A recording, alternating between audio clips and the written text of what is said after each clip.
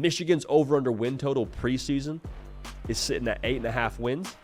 There's obviously those three big games that the bookmakers out there in Vegas are eyeing, from Texas to the game against Oregon, and then obviously Ohio State to finish the season. The plan doesn't actually change all that much for Michigan. Like, I know you lose J.J. McCarthy and some other key pieces to the NFL, like a Roman Wilson and Cornelius Johnson, but like, the main thing is sort of still the main thing for Michigan, even with Jim Harbaugh gone to the NFL. There's no extreme home makeover for Michigan. Like, you're going to watch them play on Saturdays, and you're like, yeah, some different jersey numbers, some guys that maybe I don't recognize, but that's still bully ball, that's still smash mouth, that's still make you say uncle in the fourth quarter kind of football out there in Ann Arbor. That's what they do. And that's not changing with Sherrone Moore.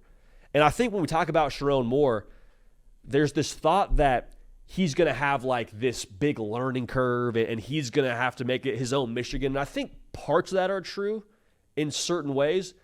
But I think, to be more real about it, like, I think Sherrone Moore was way more involved in what Michigan did last year than how we're talking about it right now in the college football public. Like, I talked to someone pretty close to Michigan, and they told me, like, hey, if there's a guy that's even more process-oriented and more dialed into how we want to do things, it's Sherrone Moore.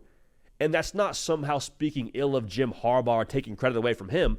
But what I was told is that Jim Harbaugh did not find a schedule that he couldn't tear up a few minutes before it was actually supposed to go into play. That's not Sherrone Moore.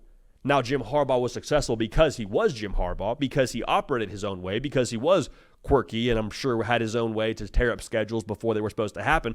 But with Sherrone Moore, like, you give him a plan, from what I can tell, from what I've heard, he is going to execute that plan all the way through the whistle, all the way through the line, like that. Like, he is bought into their process and their way of doing things.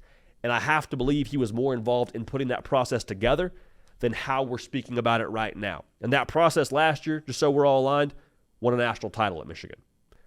Michigan fans, big year for you this year, okay? You got Sherrone Moore taking over as head coach, a lot of new pieces. We're going to talk a lot about your Wolverines. Make sure you're subscribed right here to the On3 YouTube channel so you don't miss a minute of the coverage we have on deck for you. We've had a ton of the Wolverine faithful jump on board and be subscribed.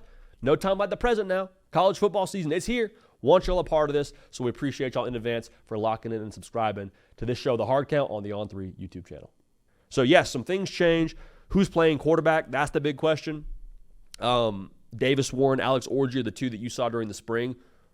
I'm just going to say this now. You hear a little rumble over there at the Wolverine, the Michigan On3 site. There is some real confidence around what Jack Tuttle brings to the table here. Now, Jack Tuttle on his third school, started at Utah and went to Indiana, and now he's at Michigan.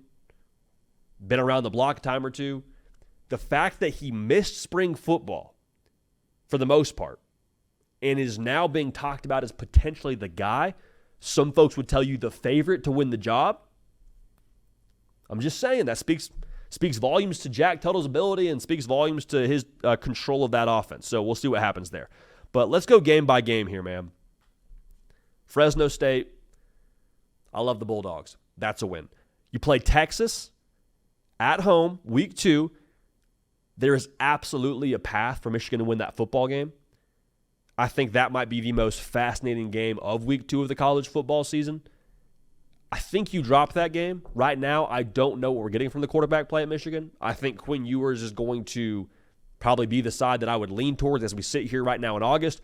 Reserving our right to change our pick there. We'll go ahead and say Texas right now. I just think they're going to be tough to keep pace with if they're able to get some leverage and get up by 7 points on you. Arkansas State, that's a win. USC, even if USC improves defensively a good amount, I don't know that we'll see that until they get some more reps under their belt. I think they'll be a team that maybe plays better football down the stretch. So I think you beat USC, you beat Minnesota, and once you know it, you got Washington, going to Washington on the docket. Now, that's going to be a national title rematch, which will be a lot of fun. Both schools, since they last played, have a different starting quarterback, have a different head coach, a lot of different players. I think Michigan rolls in that one and welcomes their new Big Ten opponent with a little bit of some juice there. You go to Illinois. I think that's a win. Michigan State could be a little bit tricky. Rivalry game. I think Jonathan Smith is going to be a dude for them. A long time in East Lansing. We'll see how that looks year 1. I think you do win that football game. Now, the game against Oregon is tricky. This game, to me, is a lot about, again, the quarterback position and also just like the experience level. I think Oregon's probably the more talented roster right now, so I'll lean with them. But, again, that's a game where it's later on in the season. We could definitely revisit that and have a different opinion on it. But right now, I'll take the roster talent from Oregon, and I just feel like I know more about them right now, so we'll lean Ducks there, and Michigan drops that one. At Indiana, club dub. Northwestern, love it, but that's a win. At Ohio State. Now, I think you lose this game. Ohio State has really, for the better part of the last few years, been working to build an outfit and working to build a team that is able to match up physically with Michigan.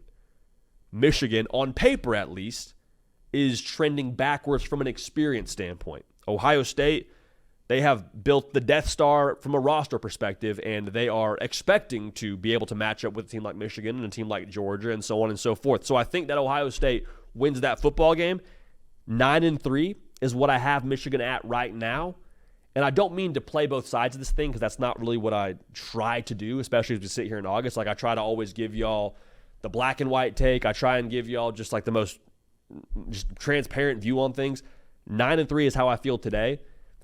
The more that we hear about the Connor Stallion stuff and things being thrown Sherrone Moore's way and what the NCAA is trying to do to Michigan, like, to me, I think that's just fuel to the fire. So 10-2 would not surprise me at all. 10-2, again, is a college football playoff berth. But right now, I'll put them at 9-3, and in a what should be a quote-unquote down year for Michigan, 9-3 with that schedule. And what they would be in 2025, I think, sets you up very nicely for the future. Hey y'all, thanks so much for watching. Subscribe to the channel here to make sure you don't miss an episode of The Hard Count. Also be sure to check out other videos on the On3 YouTube channel.